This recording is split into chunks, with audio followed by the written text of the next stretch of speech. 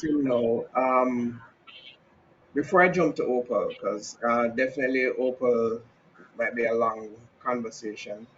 After Battle Dream Chronicles, I've been following you and I saw that you won tons of awards, right? Tons of awards. And I saw that you even got into Carib Tales incubator program. And there were talks of a Battle Dream Chronicles series. So what I want to know is like, when you're winning all these awards, how did it make you feel, and when you went through that Carib Tales incubator and the whole series idea came up, like what was going on there? Because I haven't seen a series yet, so I'm wondering, did it actually happen or did something fall through? What exactly happened from award winning to series for Battle Dream Chronicles? So yeah, the winning awards, that was really that is really great. That is really great. But mostly it really helped um, in, I would say, more in daily life, um, because for example, before Battle Dream, it was way more difficult to negotiate with a client. It was much more difficult to convince people to pay that price or that price. Um, when they see you get those awards, suddenly it becomes easier to negotiate. It becomes easier to get bigger budgets. So that help in that help a lot in daily life.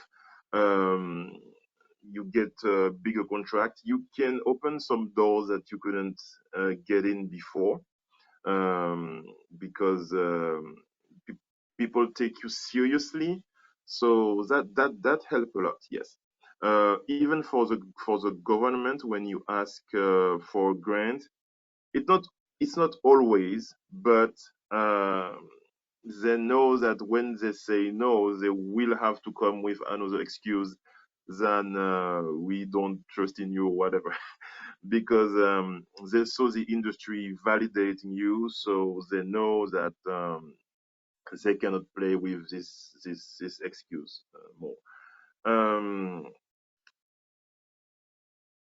in, I think it was 2016, um, I submit Battle Chronicle to the Caribbean Tales Film Festival in Canada, and they loved the film, and they told me, we have an incubator for making a series. Have you ever thought about making turning the film into a series? And I thought about it.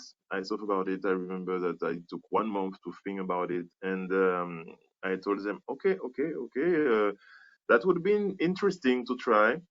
I have always been, um, I have always been afraid of series, especially this format, the 20 to 26 minute episode, because that is really huge. That's actually more work than feature film, and I said okay, and I submitted my um, the form, and I was selected. I was selected. I really didn't know where I would get, because if I knew, I wouldn't go at all. Um, because it was really, psychologically, it was hard, because that was there was this boot camp, and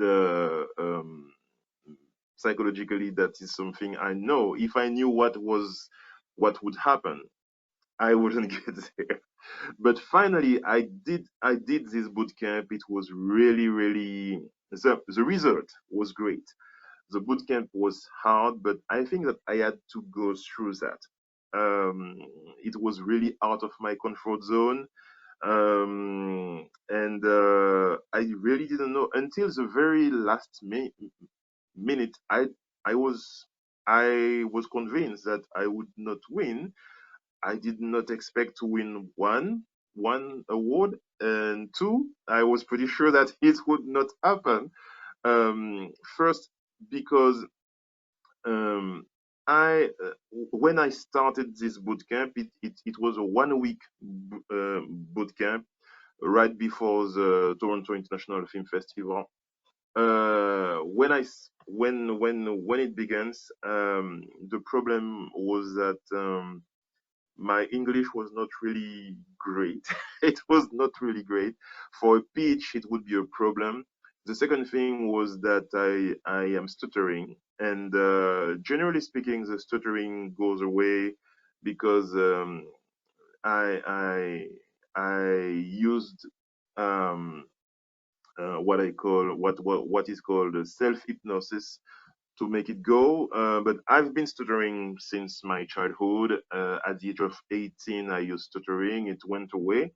But so in daily life, I don't stutter. But the thing is, when I'm really stressed, it come back. And during this boot camp, it really came back strong. So even psychologically, I knew that I I was I was having a problem and that it would be really difficult to perform the pitch. So I decided to make one more self hypnosis thing for the stuttering because it worked really well before. So the stuttering went away, and but the stress was still there, and well, I had the great honor and the great pleasure to see that I won not one but two awards, and that was well, that was really great. um, and that was the beginning. After that, there were three projects selected out of the 10 that made it to Toronto. And normally, there is a TV channel called Flow that is supposed to fund those three series. So there was a series from Menelik Shabazz. There was a series from Mariette Montpierre in Guadeloupe, and my series. And what happened is that 2 years later, um, so before that, um, after the win, I had to create the I had to create the film, The the pilot. episode. Mhm. Yeah, yeah, and that was some really big things too because I was not. I work with a team, the team of the Caribbean Tales, and I didn't. I was not used to that. So, but it was really, in the end, it was a great experience. Well, the experience was difficult, really difficult. There were some charming people, and there were people who were really, really hard. Um, but in the end, it helped me for my other film because that's the moment when I resorted to script. It took 1 month to well it took 9 months to for the pre-production for writing because it was written with three other executive producers, and Mhm. there was a casting and finding people, and after that there was the rest for creating the episode, and that was 1 month, and I had to do it myself. So I was pretty sure that I would fail. So I use scripting to replace all this this little parts in the production when I that are really tedious but that are not tied to creativity. And so that was when I learned how to script, and finally I succeeded to deliver something that was 98% done. So that was a success, and everybody loved it. Um, and but after that, uh,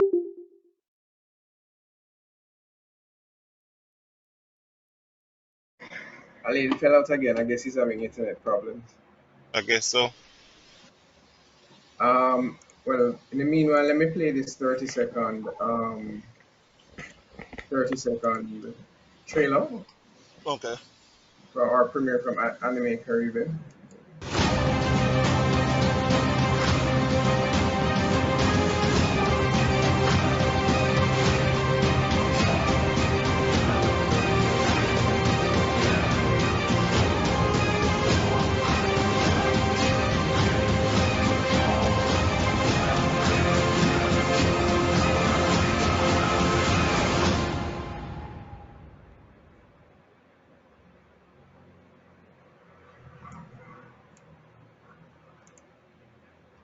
Yep. So pretty amazing that he managed to do another feature film in such a short space of time. Because I think the first one took about 7 years. And of course, that'd be on and off animation, but this one he said took 2 years because he did it during the pandemic. Also, feature film, just as a definition, this is anything that is 64 minutes or longer, correct? Yeah, just about. Some festivals will regard it as 40 minutes or longer, but in a general sense of the term, in terms of theatrical release or television release, it's usually about 64 minutes or longer, Okay. or So 60 minutes or longer. just in terms of scope, people, it's 24 frames a second times 64 minutes, and he did this all by himself, or up to 80% while he was Right. learning and while he was going through. So as he said, he didn't really know render, he didn't know rigging at one point, and he had to teach himself that. And after he taught himself that, he taught himself sound. So when you really want to do it, you do it. Yep. Yep. And it's interesting, like I like the fact that he managed to just stick it through because most people would have just waited for a team. In fact, I'm guilty of that too, and it's like you just never get to see your production done. But in sticking it through, he got it done, and as a result, um, he's become known for his animation work. And groundbreaking because as far as I know, aside from Cuba, he's the only person with a feature film. Certainly the only person with a 3D feature film from the Caribbean that I know of. Can't find any other evidence of any other.